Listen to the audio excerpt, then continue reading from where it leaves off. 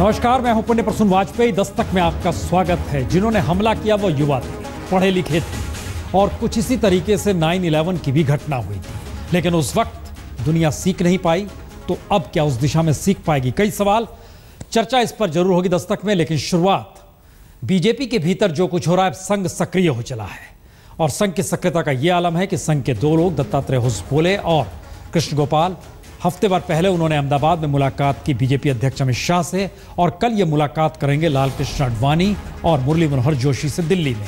तो इस मुलाकात के बाद क्या नरम पड़ेगा विरोध, या इस मुलाकात के बाद स्थितियां अनुकूल हो जाएंगी? ये सारे सवाल हैं और इन सवालों के बीच एक सवाल यह भी है, क्या बिहार जनादेश ने दरअसल बीजेपी ही नहीं संघ परिवार के भीतर भी कई सवाल खड़े कर दिया? आइए इन सारी स्थितियों को टटोलने के लिए एक बड़ा सवाल यह है कि दरअसल इन सब के बीच पहली बार लग ऐसा रहा है कि एक तरफ बीजेपी के भीतर एक बीजेपी है और उसको कहीं कांग्रेस का भी साथ मिल रहा है और विपक्ष जिस रूप में गोलबंदी कर रहा है उसके लिए बिल्कुल एक नई बिसात बनाई जा रही है और हर किसी की निगाहों में है नीतीश कुमार के शपथ ग्रहण समारोह। जरा रिपोर्ट देखिए। मंच बिहार का मध्यस्थता कांग्रेस की सोच बुजुर्ग बीजेपी नेताओं की और निशाने पर देश की मौजूदा सत्ता, यानी नीतीश कुमार के शपथ ग्रहण में शिवसेना और अकाली दल को भी निमंत्रण दिया जा रहा है। तो सोनिया गांधी असम, बंगाल से लेकर यूपी और कर्नाटक तक में महागठबंधन के लिए मध्यस्थता करने को तैयार हो रही है और बीजेपी के ही बुजुर्ग नेता बीजेपी के सहयोगी दलों के साथ सियासी बिसात बिछा रहे हैं, जिससे बिहार चुनाव परिणाम के बाद कोई चुनाव ऐसा ना हो जिसमें बीजेपी हाईकमान की मनमर्जी चले। हालांकि बीजेपी के नेता अब खुद को संतुलित करने में लगे हैं। देखिए, बिहार में क्या हुआ क्या नहीं हुआ, क्योंकि मुझे कोई बिहार की प्रत्येक जानकारी नहीं है, लेकिन उत्तर प्रदेश कैसे जीता जाए और उसके लिए हमें क्या क्या करना और क्या क्या सावधानियां रखनी है, वो सब हम ध्यान रख करके आगे बढ़ रहे हैं। तो बीजेपी नेता चाहे जो कहें, लेकिन नई बिसात के संकेत तीन है। पहला, सत्ता के लिए हर राज्य में बीजेपी के खिलाफ महागठबंधन बनाने की कवायद शुरू हो रही है। दूसरी, कांग्रेस असम और कर्नाटक में गठबंधन के लिए झुकने को तैयार होगी। और तीसरा, यूपी पंजाब में नए गठबंधन के लिए कांग्रेस और बीजेपी के बुजुर्ग भूमिका निभाएंगे। इसीलिए कांग्रेस भी अब बीजेपी के बुजुर्ग नेताओं को ही अपना हथियार बना रही है। जाहिर है, यह संकेत बीजेपी के लिए अच्छे नहीं है, क्योंकि कांग्रेस अभी तक बीजेपी के साथ या बीजेपी सहयोगियों के साथ कोई तालमेल करने को कभी तैयार नहीं रही। लेकिन पहली बार लग ऐसा रहा है कि बीजेपी के विरोध की आवाज और कांग्रेस के मोदी विरोध की आवाज एक साथ एक नई लकीर खींचना चाह रही है। लेकिन यह संभव होगा कैसे? इससे ज्यादा महत्वपूर्ण है कि बीजेपी की पुरानी सहयोगी शिवसेना प्रमुख उद्धव ठाकरे जब आज ये कहने से नहीं चूके कि मैं नीतीश कुमार से दिसंबर में मिलूंगा, लेकिन शिवसेना का कोई वरिष्ठ नेता नीतीश कुमार के शपथ ग्रहण में जरूर जाएगा। तो सवाल है कि नीतीश भी इतना जोखिम उठाने को क्यों तैयार है, जबकि शिवसेना बिहारियों के लिए खलनायक बन चुकी है। हालांकि नीतीश कुमार एनडीए में बीजेपी के तमाम सहयोगियों के साथ रहे हैं, तो वो अपनी तरफ से मैसेज यही देना चाह रहे हैं कि उन्होंने बीजेपी का साथ बीजेपी के लिए नहीं, बल्कि प्रधानमंत्री मोदी के नाम पर छोड़ा। यानी नया जवाब यही निकल रहा है कि पहली बार प्रधानमंत्री मोदी और बीजेपी अध्यक्ष अमित शाह को लेकर समूचा विपक्ष इस तरीके से गोलबंदी कर रहा है, जिसमें मैसेज चुनाव जीतने का नहीं, बल्कि मौजूदा बीजेपी को हराने का हो चला है और निशाने पर और कोई नहीं, प्रधानमंत्री मोदी और बीजेपी अध्यक्ष अमित शाह हो चले हैं। और संयोग से दोनों गुजरात से ही आते हैं और गुजरात में निकाय चुनाव 22 से 29 नवंबर के बीच होने हैं और इन सब को लेके राजनीति इस तरीके से समूचे गुजरात में आन पड़ी है, जिसमें पहली बार और कोई नहीं, वहीं का पटेल समाज कह रहा है कांग्रेस माफ, बीजेपी साफ। इसके मतलब क्या है? अहमदाबाद की सोसाइटी में लगे ये वो बैनर हैं जो गुजरात में इन दिनों स्थानीय निकाय चुनाव को लेकर बीजेपी की नाक में दम किए हुए हैं। पाटीदार बहुल इलाकों में जगह जगह इसी तरह के बैनर टांग दिए गए हैं, जिसमें लिखा है बीजेपी नेताओं पर धारा 144 लागू है, इसीलिए वो वोट मांगने के लिए इन सोसाइटी में प्रवेश न करें, यानी नो एंट्री। लेकिन मुश्किल इतनी बार नहीं है। आलम तो यह हो चला है कि हार्दिक पटेल पर राष्ट्रद्रोह के आरोप लगाए गए, तो सूरत के कई इलाकों में बाकायदा बैनर टांग दिया गया कि यह देशद्रोहियों की सोसाइटी है, यहाँ देश प्रेमी न आए। और इसके एक कदम आगे बढ़कर राजनीतिक तौर पर बीजेपी के होश फाख्ता ये बैनर कर रहा है जिसमें लिखा गया कि कांग्रेस माफ, भाजपा साफ।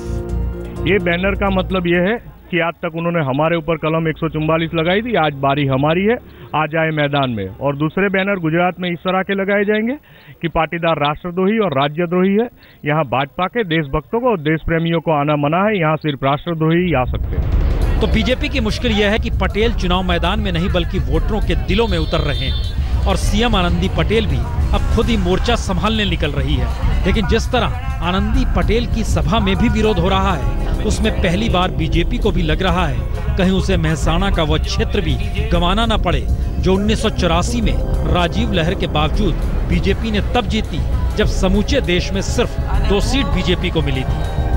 और गुजरात में चुनाव का आलम यह है कि 22 नवंबर को प्रदेश की 6 महानगर अहमदाबाद, बड़ौदरा, सूरत, राजकोट, जामनगर, जूनागढ़ एवं भावनगर महानगर पालिका की 572 सीटों के लिए वोट पड़ेंगे।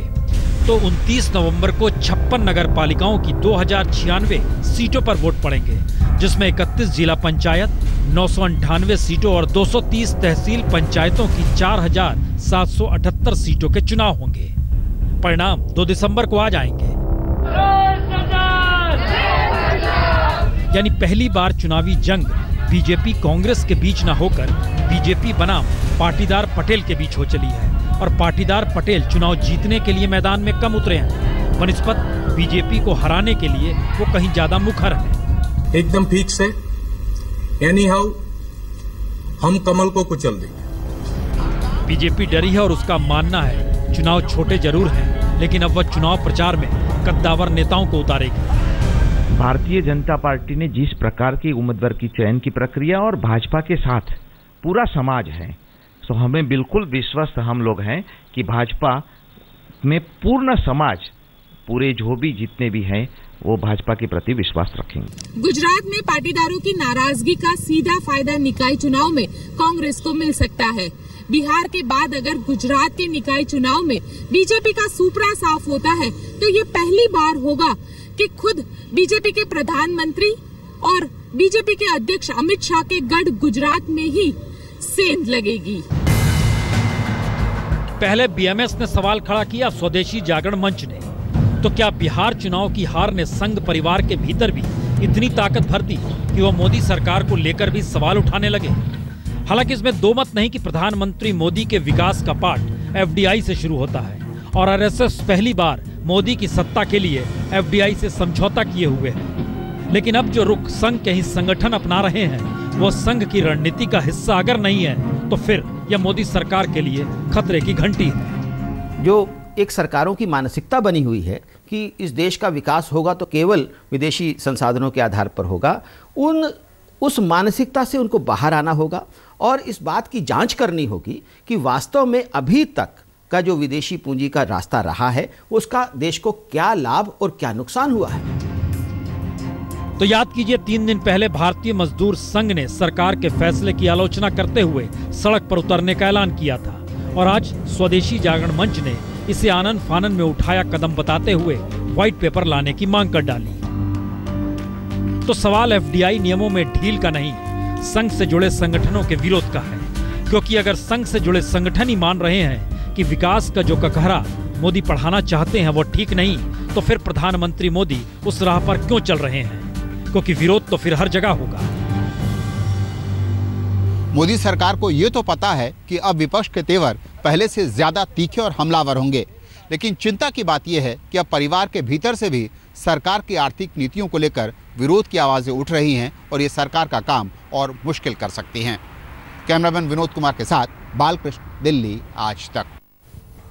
और जिन्होंने हमला किया पेरिस में, उनकी उम्र 25 से 30 बरस के बीच, हर कोई पढ़ा लिखा हुआ। इसका मतलब क्या है? जो लड़ाई लड़ी जानी चाहिए आतंकवाद को लेकर, उस आतंकवाद के लिए एक जमीन इस देश या दुनिया के भीतर भी शुरू हो रही है, जिसके लिए एक बेहतरीन सोच कहीं ना कहीं विचारधारा के साथ जुड़ती चली जा रही है। ये एक सवाल है, जरा रिपोर्ट देखिए।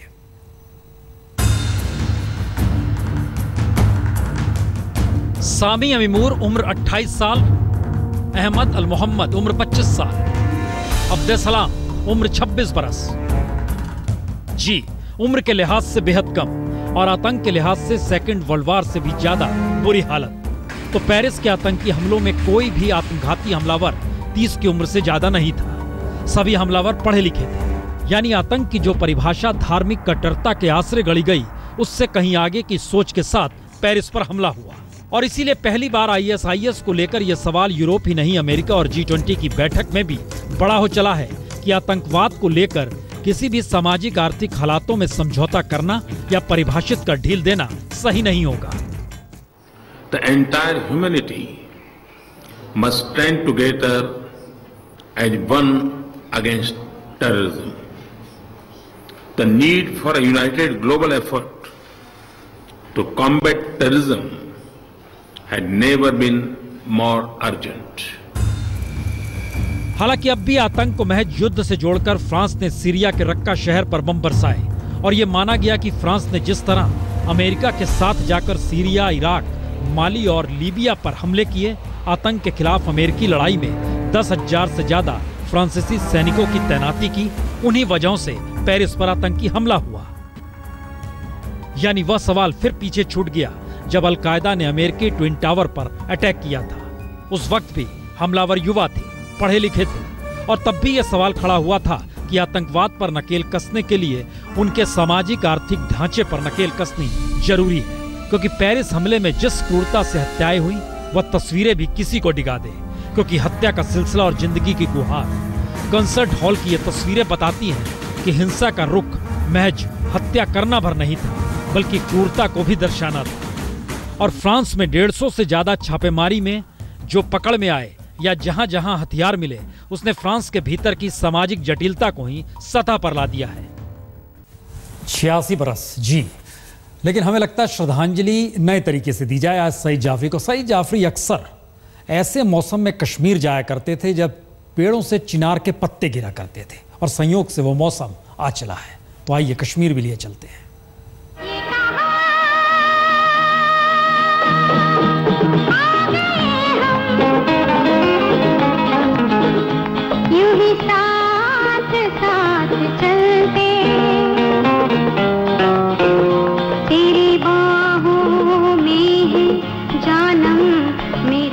चिनार के ये पत्ते हैं तो पतझड़ के आने की आहट, लेकिन जमीन पर गिरते चिनार के पत्ते इश्क का पैगाम भी है। अब ये पत्ते जमीन पर गिरते हैं तो इनका अंदाज ही निराला होता है, और पैर के नीचे इनके टूटने की आवाज हर दिल को छू जाती है। हम लोग यहाँ घूमने आए कश्मीर में, खास करके हम ये चिनार का झाड़ देखने आए हैं।